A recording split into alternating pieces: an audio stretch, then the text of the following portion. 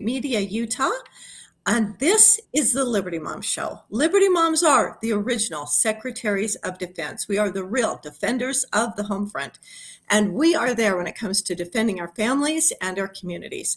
I'm your host today, Dalane England, and I know God has a great sense of humor. I am a Liberty Mom, American lover with the last name of England. Then I have a really wonderful host with me that I'm very excited to spend some time with. Her name is Melanie Montessor.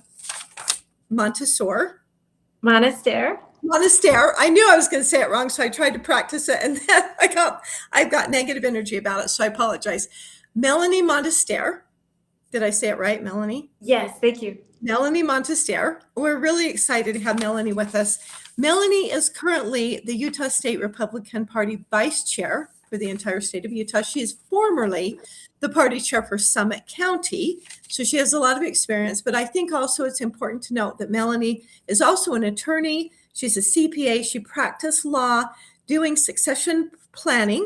And so she knows her stuff, and she has been absolutely on the front lines of an issue that I think is extremely important and also very timely, and that is the issue of redistricting. There has been a lot of propaganda and disinformation shared about redistricting and how it's what we're doing, removing Prop 4, attempting to remove Prop 4 is unconstitutional, and that it's just Republicans trying to gerrymander, which is absolutely not accurate at all. It is not at all accurate. And so what we want to do is give you some real information so that you can make an absolutely informed decision. So you can make a decision with true information. So we're so happy to have you with us, Melanie. Thank you so much for taking time to be with us. Welcome. Thanks, Dalane. I appreciate you having me on your show. And, this redistricting fight, there's been a lot of false reporting out there. I think it's important to start with one of the more common false claims that I've heard from the media, which is that this was passed back in 2018 with overwhelming support. The truth is that it barely passed at all. The vote was almost exactly 50-50. There was only 0.34 of 1%. That's about 1/3 of 1% over the 50% threshold to get this passed. So it only was a few thousand votes that got this over the finish line. If you look at a map of the state of Utah for how the counties voted, only 4 counties voted in favor. The other 25 counties were opposed to Prop 4 originally. Right. So it did not have overwhelming support. It had very, very, very little support, with almost half of the state being opposed. And that was at a time when dark money from out of state, funded this measure with millions of dollars in advertising to promote it.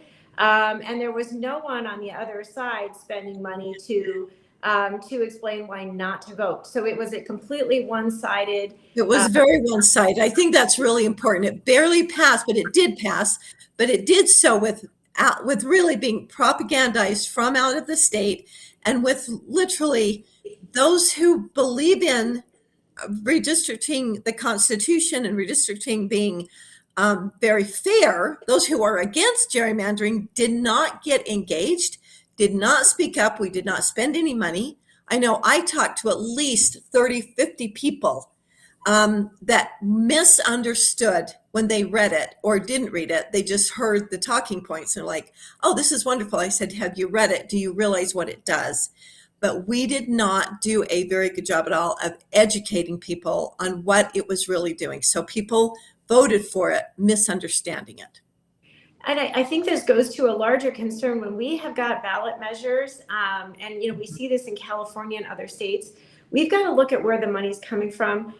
Is this somebody who wants what's right for the people of Utah, or is this somebody who is trying to get into our state and do something that's very bad for us? And in this case, what we have is, we didn't have a budget on the other side back in 2018 to fund an advertising campaign to counter what they did.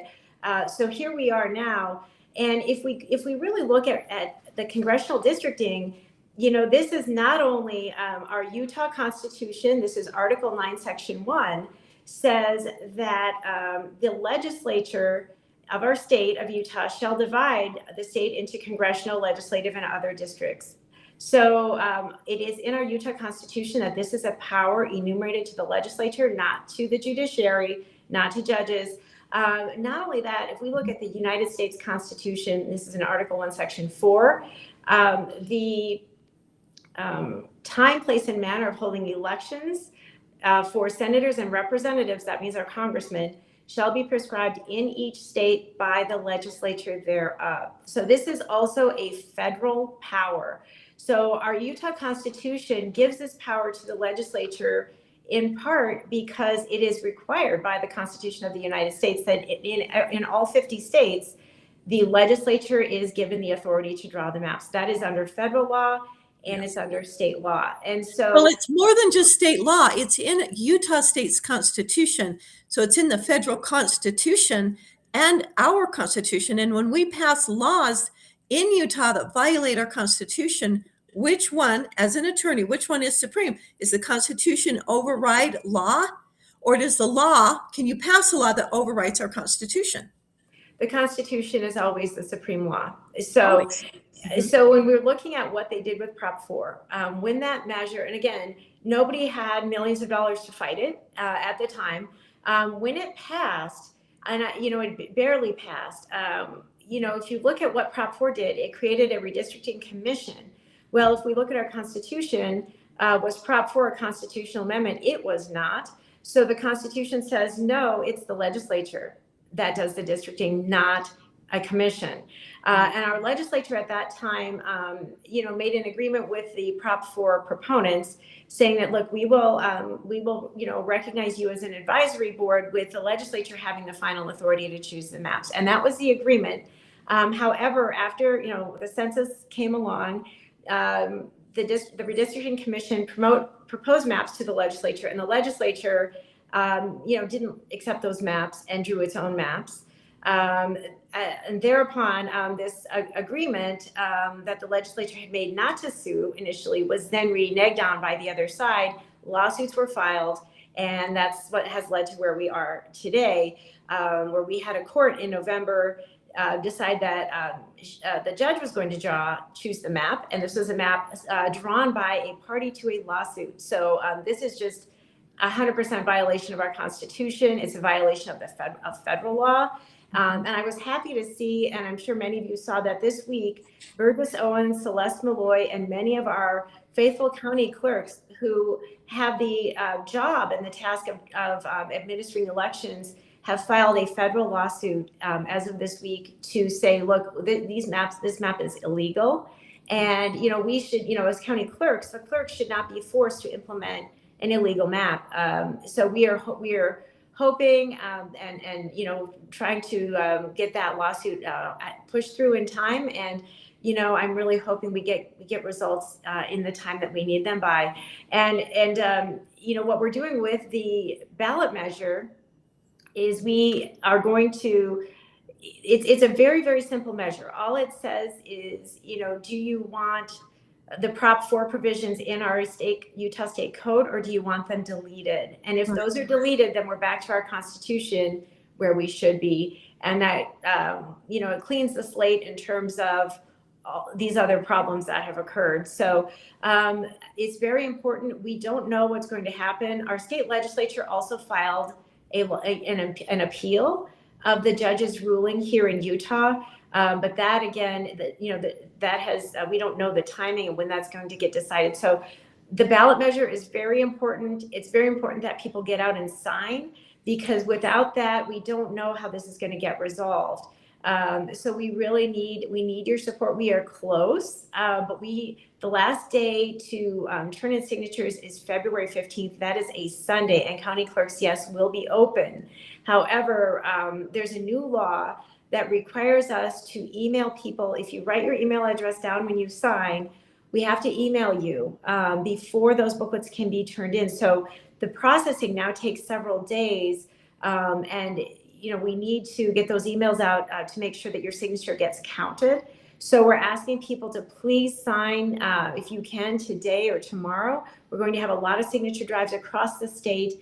If you don't have a signature drive near you, you can go to ufrg.org and write in that you want to sign. You can also email me, and I will get you connected with somebody who can bring you a signature packet and make sure we get your signature. We are so close, everyone, but we need you to get across the finish line. By law, we've actually had more than $2 million spent by the other side already, not only harassing people trying to sign at our events, harassing our gatherers, harassing college students who are out gathering as volunteers, ripping booklets out of people's hands. In one case, we had a college student drug into a car and beat up. No, serious. In some of these, yeah, and we've had our gatherers assaulted. In some of these cases, what's happening is people's voices are being taken away, and you have to ask yourself, if somebody is spending $2 million on opposition to what we are doing, to getting this, we're not even making the decision. We're just giving the people of Utah a choice. If someone wants to spend $2 million to prevent us from doing that, we have to ask ourselves why they would do that, to not allow the voters of Utah to have a choice. And it just shows us how important it is that we get this on the ballot. That is so well said, Melanie. That's exactly right. And all this does, I want to reiterate what you said. When you sign the packet, you're not removing Prop 4. You're just saying, let's put it on the ballot. We're just putting it on the ballot. So then in November, we will vote whether we want to remove it, go back to our Constitution, or keep Prop 4. So that just gives us an opportunity then to get all the information and decide. It gives us a chance to go back and reinstate our constitutional form of redistricting, which is just so important because it really comes down to our republic. Do we want a democracy or do we want a republic? Do we want to have people, just like in a democracy, every person votes for every issue? They vote on every law and every issue. Or do we want a republic where we elect people to represent us?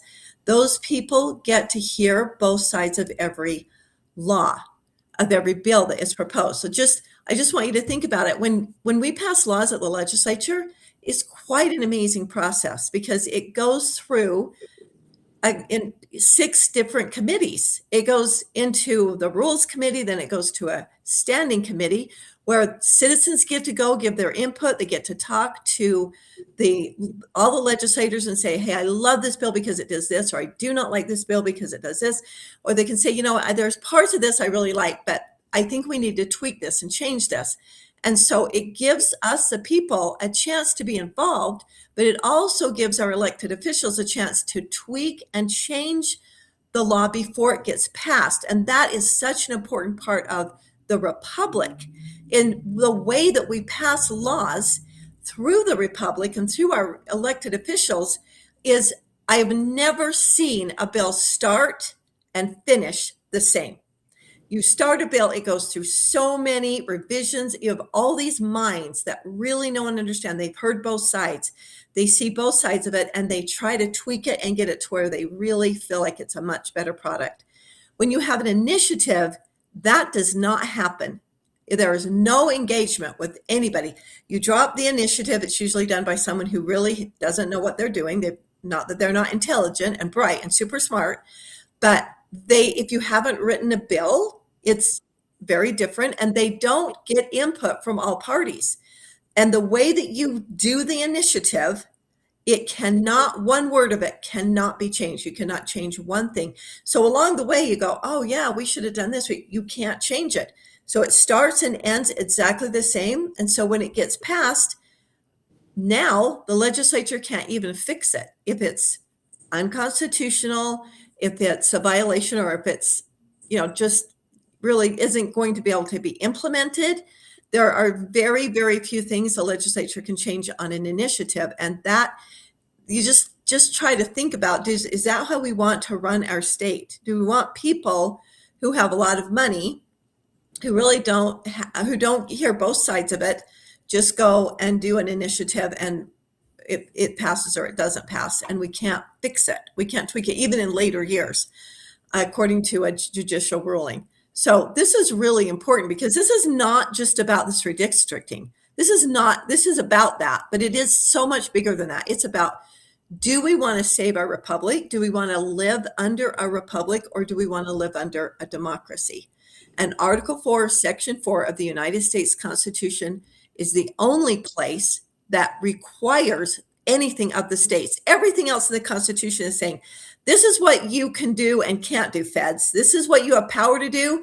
And if it's not here with power, this is what you cannot do. But Article 4, Section 4 actually tells the states the one thing they must do, and that is provide every state a Republican form of government. And when I say Republican, I do not mean a partisan, not the Republican Party. A republic form. It says Republican, but it means a republic, a form of government that is a republic form of government. And that is just so amazing. And we are required to do that. So we are under federal constitution and state constitution to do that. And what has been happening in our courts is completely unconstitutional. Again, we have judges that are making new laws. They're running our entire state by one judge making a decision rather than interpreting the law and honoring our Constitution. They're standing as an affront to our Constitution. So that's what I see. This is much bigger than just this redistricting issue. It's really about our sovereignty as a state and maintaining our republic. So I just ask everyone to please get engaged. Don't go sign a packet and then take a packet and go around to your neighborhood, have a party, have a little refreshments, and invite your friends over, or do something. Go out and gather, like send a text to all your friends and say, hey, I'm going to be here Saturday morning from 9 to noon. If you can just drive by, I'll be here ready. Come and sign the packet and resign to take back our state and reinstate our Constitution. So, not that I feel strongly about it, but yeah, thank you for that, Dalane. I should probably, we could talk about the super laws and that decision if you like, and really, where that's headed, which is that I believe we need a constitutional amendment to address that court decision. And I believe that that's something that may be one of the future projects that I'm working on, is that because that court decision said that ballot measures, referendum are super laws, we need to amend the Constitution to say otherwise. Yeah, and we shouldn't need to, because it's ridiculous. An initiative is not a super law that you can never change. I mean, it's really sad, but I agree with you. We're going to have to do that so that it can't be misinterpreted and can't just, that would take care of that. That would really help. So, we have in March, which is really coming up very quickly. Like that is just, I guess, even less than a month away. We have caucus meetings that are coming up. And again, that is the republic being duplicated in each party. It's not a Republican, it's not Democrats, it's not Constitution Party. Every party does a caucus because it is the form of the republic. And that's coming up in March. And so, Melanie, do you mind talking about the caucus convention system and the caucus meetings that are coming up? Because again, it's a great opportunity for every individual. Even if you're not registered, you can go. You can't vote. But if you're registered, you can vote and you can run. And this is such a great way for every citizen to get engaged and to be part of this amazing process that we have. Yeah, so caucus night this year is going to be March 17th. That's a Tuesday, and it happens to be St. Patrick's Day. So, Dalane, your shirt would be perfect for that night. And it's very important if you are a conservative, if you go ahead and register as a Republican, you may want to do that as soon as possible.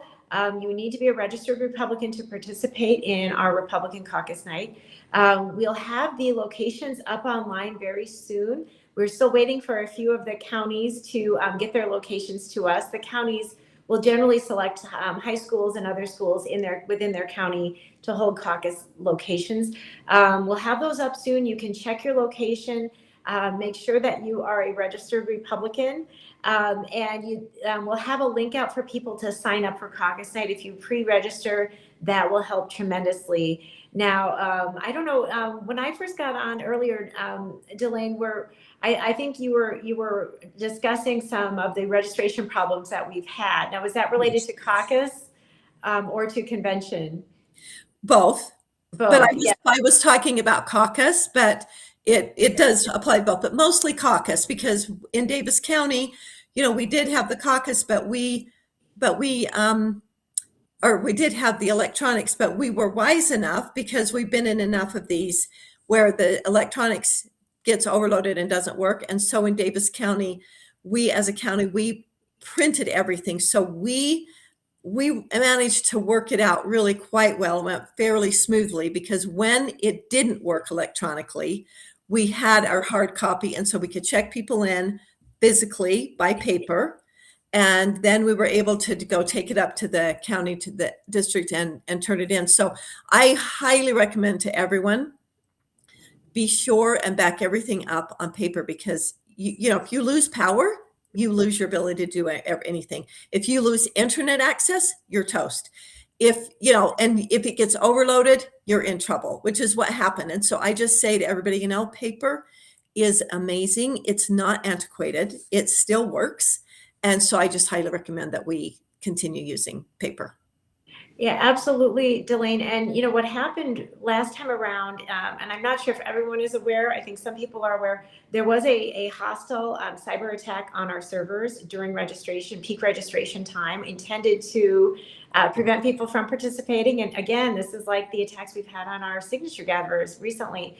And we want to make sure everybody can participate. So please register in advance if you can. We have a different system. This time it's going to be app-based. And it should be much more secure. But we are also providing, we have a paper system that was worked on by Karma Brown from Salt Lake County, who used to be the Salt Lake County secretary, along with Chris Null, and she did a wonderful job. So we have those documents, those forms available for any counties that want to use them.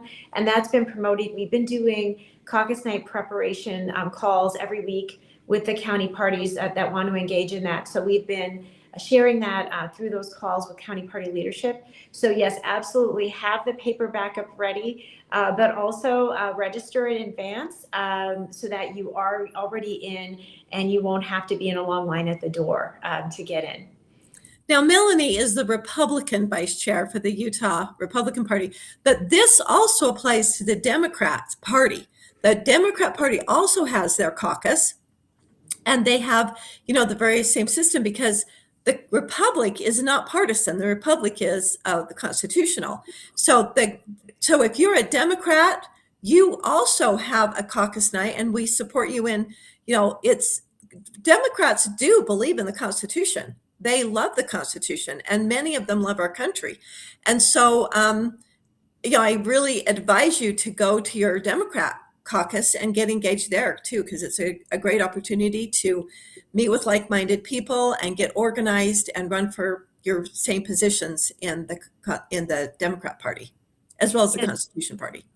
And the Democrats caucus will be the same night, Tuesday, March 17th, St. Patrick's Day. So whatever party you are involved in, please get out, participate in caucus. Do we have any time? How much time do we have left, Dalane? Are we wrapping up? We still have some time. Okay. Do we want to talk about what actually happens at caucus? I would love to talk about what happens at caucus, because that is what will inspire people to go. Yes. So what happens is we'll have an area. It may just be a table in a school cafeteria. It may be a classroom or something like that. There'll be an area for each precinct. Now, your county is divided into precincts. I live in Summit County. My county is divided into, I think, about 67 precincts. I think Salt Lake County has many more than we do in the rural counties. But your county will be divided up, and when you check in, you'll be told where to go to sit with your precinct. And when you get there, it's people from your own neighborhood. Now, in some precincts, the turnout may be very light. In others, it may be very large, and you'll be able to elect representatives for your precinct, voting alongside with your neighbors. And we're talking about a precinct chair and vice chair, and also a county delegate and a state delegate. And in some counties, they have different, I think, different positions as well. And I'm not exactly sure how that works in my county. Those are the positions that we have. So what you'll do is, if you're interested in running for a position, and I would strongly encourage you to do that, especially if you're passionate, if you're very involved and engaged, if you follow what goes on, you're exactly the kind of person we need to run for precinct chair or vice chair, or for a county delegate or state delegate. As a county delegate, you would be attending county meetings for your party, and you would be voting on matters that come before the county party, and even voting on candidates who would like to run for office within your county. So you would meet the candidates, you would get to cast your vote on which candidate you would like as your nominee. And the state level is similar. If you run for state delegate, you'd be attending our state convention. That's once a year. And you'd be meeting each of the candidates running at the state level, and then casting your vote on who you would like as your nominee. So it's an important position. Please get out and run if this sounds like something that resonates with you, because we need people who truly care about our country in these positions. I feel like county and state delegates are one of the most important positions that there are, because as a delegate, you get to meet every single person running. So you get to vet them. You get to talk to them in person. You get to ask them the hard questions. You get to find out, what do they think is the proper role of government?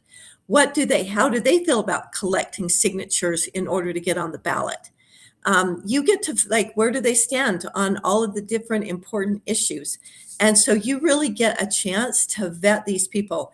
Do you feel like, and I'm asking our listeners and viewers, do you feel like a person who goes and meets with all the candidates is going to be more informed to make a wiser decision than those who just look at flyers they get or hear a radio spot or an ad? Who do you think will make a wiser decision on who should be on the ballot representing our private organizations, regardless of which party you're in? Do you think that people that represent your organization should be decided by the masses and people not in your organization? Or should it be done by people who actually meet the people, talk to them, ask them the hard questions, and really get to know them? And that is the magic, really, and the genius of the caucus convention system, because delegates have so much responsibility, because it does take some time to go to the meet and greets, to talk to them, call them on the phone, meet the candidates. And I suggest that you do it, at least meet every candidate at least 3 times in 3 different venues, because you want to see, are they pretty consistent, or are they speaking differently to who they're addressing? So you want to see who they really are. Plus, when you go, you hear other delegates ask questions. You go, that's a great question. Oh, I'm glad to hear. So you learn a lot by doing that. And so I highly recommend at least 3 times meeting each candidate. And then you go to convention, and that's where you decide, as with all the delegates, decide who should represent this private organization. And then we get the best candidates. And so that's the principle. So it really is such a great opportunity. A precinct chair attends about 4 to 6 meetings throughout the year. They run the caucus meeting, and then they have several meetings, at least 4, sometimes 6, sometimes a few more if there's some different things that come up that they go to. And again, you get to rub shoulders with other precinct chairs and other party officers, and you're basically running the party. So again, it's grassroots. It's the real people on the ground. It's real ordinary, everyday people that are running the party and that are choosing who represents whatever party it is that you belong to. So I love the system. It's amazing. And so, yeah, I love your invitation, Melanie. Get involved. And this is where the power is, but only if we jump in and do something about it. And it's a great opportunity to get educated.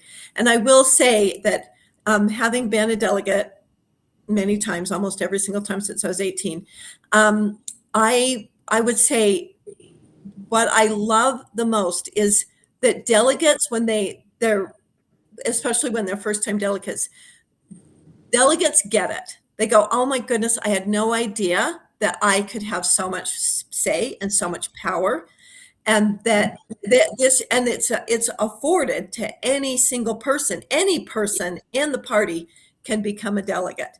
And so that's really exciting. You don't have to have a lot of money. You don't have to have a big position. They love how amazing and how genius the delegate system is. And being a delegate really helps to get you an education. It helps you see how things work and see how much power there's at grassroots. So I really love it, and I recommend that anybody that's interested, but it does take some time. So if you're going to run to be a delegate, you need to commit to being at the convention, either the state or the county, and you need to commit to taking time to vet the candidates. Don't just show up to vote. Make sure that you vet everyone. So I also suggest that you don't run to support someone. You run to find out who is the best candidate, not your friend, not someone that I know and love, but to go find out who the best candidate is and support them. That's right, Dalane. And, on that note, I'll mention that the state convention this year is going to be Saturday, April 25th. So if you want to run for state delegate, first make sure that you're going to be available all day. We start early on the 25th, and it can run late sometimes, some years later than others. Some years, yeah, it could run at midnight last year. Right. So last time. But yeah, and you need to be there. Like, you need to plan to be there at 7 o'clock in the morning. And no, it might end at 4 or 5, but it might not end till 8, 10, even midnight. So just carve your entire day out. And then if you get done early, you're just like, oh, I got these extra hours. So plan to spend the day. So the state Republican convention is April 25th. I will admit, I do not know when the Democrat one is, but it's usually right around there. Sometimes it's on the same day, but it's really close. And then depending on your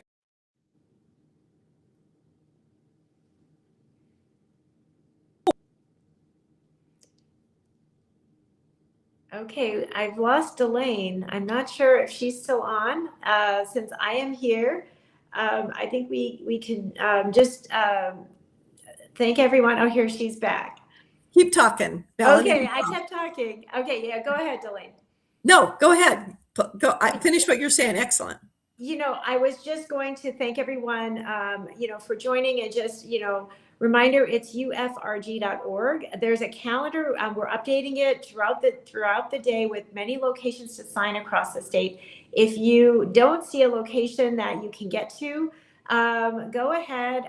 Do I dare give my phone number out, or should we do email? Dalane, on your I am an idiot, so I give my phone number out to everybody. I print it on stuff and I give it to everybody. So it's not probably the wisest. I do that too. I actually do. I give out my real phone number. So but you can just give your email, because someone can email you and then you can connect that way. So my name's a little hard to spell. Is there a chat we can put it in or something? Yes. It's Melanie Monaster at yahoo.com. However, that is kind of hard to spell, so I'll maybe see if I can type that into a chat. So it's Melanie, and I think everybody knows Melanie, Melanie, and then the last name is Mone. Stere. It's from my husband's French ancestors. Yes, it's very beautiful. And yeah, so it's Melanie Monaster at yahoo.com. Melanie Monaster at yahoo.com. So the important thing to remember or write down is Monestere. Yes. And the other thing, if you're getting confused, you can always email me, which is England 1787. 1787 is the year that we signed the Constitution. 1776, the Declaration. 1787 is the Constitution. So I'm England, which you all should know how to spell, 1787 at yahoo.com. So that gives you two options. Maybe even do both of us so that you make sure you get it right. But yes, let us know. And we're really happy to get you whatever information you want. And we would love to have you sign the packet. The packet is for any registered voters because it is not a Republican issue. It's a liberty issue. And so we ask it's if you want to go back to our Constitution, if you want to restore our republic, sign the packet so it can be on the ballot in November. So Melanie, you've been amazing. Thank you so much for all your hard work. We really appreciate it. And what last minute words of wisdom would you like to share with us? Well, Dalane, if you take a look at the website, and thank you for popping that up again, there's a link that says calendar up at the top. That is where we have the signing locations. So if you click on calendar, it'll pull up a list, and we are updating that throughout the day. And by the way, if you're able to take a packet, you can either walk your neighborhood. You could also host a signing location. A lot of these we're doing in public libraries and just reserving a room in the library. But you can do it. You can do it anywhere. You can throw a party, like Dalane said, or have a little get together. You can also just find a location, a business that would like to host us. We've had some wonderful businesses across the state who are really helping with this, letting us set up a table in their parking lot. Or inside of their restaurant, and where we can advertise, hey, we're here from, we're going to be here from 10 to 4 on Saturday. If you can do that, you will make a world of difference. So please reach out to me or Dalane if you're able, and we can help you get that set up. It really is very fun. I just texted a bunch of people in my phone and I just said, hey, I'm going to be here and one evening. And I got more than 30 signatures just in 2 hours. But then people that couldn't come then, they said, I can't come then. Can I? So you can get 50 signatures really in just a very short amount of time, just by contacting, just send the same text to just everybody that lives in your neighborhood or your area. And then, and just tell people, I tell people, if they don't live close to me, I know where there's other people. So just run over to Ben's house and get it. Run over to Lisa's house. She's right by you. Just run over there, or here's her phone number. So if we work together as a team, we can do this, but we do not want to get this close and fail. So we just need to keep the energy going, keep it on. We really must do this. It is so important. So I just ask everyone to get engaged. And you can't sign your own packet. So go sign someone else's, and that's where you will most likely be able to pick up a packet that you can take home. And even if you only get 38 signatures, you don't get all 50, that is perfectly fine too. So I just want to remind everyone, you are listening to and watching KMMU.org. That's Main Street Media, Utah. We're really, really happy to have you join us. And we are all about liberty. And Melanie, thank you so much for taking time to join us today. We really appreciate all your hard work. Any last minute thoughts that you'd like to share with us? At the end of the day, this redistricting issue is about whether we want our elected representatives who we have chosen through this entire caucus convention process that we just explained. Do we want our elected representatives who we chose, who they stand for us, and if we don't like what they're doing, we vote them out of office? Or do we want a lone rogue judge picking a map that wasn't even drawn by anyone who has any authority to do so? That's what this question is really about. So please help us out, get involved. This is really important for the future of our state.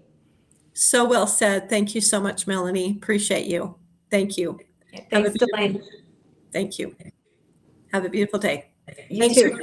And everyone remember that you are the guardians of your liberty. Thank you.